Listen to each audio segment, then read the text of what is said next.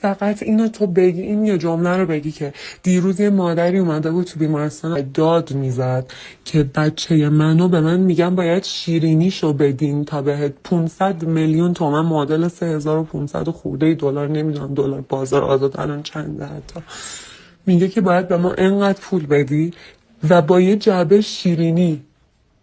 ببین اینو تو فقط بگی یک جا تو یکی از این تظاهرات صدا اگه برسه، یعنی بچه تو که میکشن یه شیرینی هم بده، یعنی نمیدونم اینو یکی گوش بده شاید یکم یه کاری بکنن.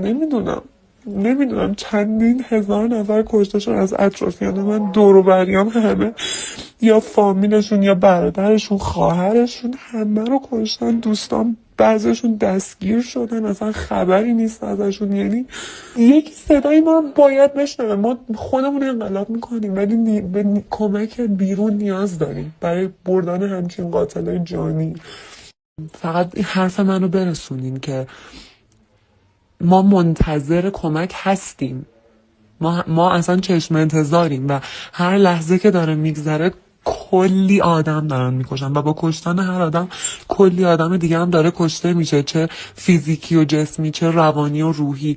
دیروز یه پرستار توی بیمارستان انقدر کشته آوردن، انقدر کشته میارن تو بیمارستان، اصلا جا واسه مریض های دیگه نیست، فقط اونایی که تیر خوردن میان. انقدر آوردن طرف پرستاره توی دستشویی خودکشی کرده. اینا رو کی باید بشنوه؟ اینا رو کی میخواد بدونه؟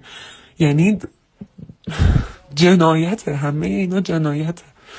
و ما کشورهای دیگه جنگ میشه و شاید همچین چیزهایی شاید اتفاق بیفته واسه شون. ما خودی داره با ما این کار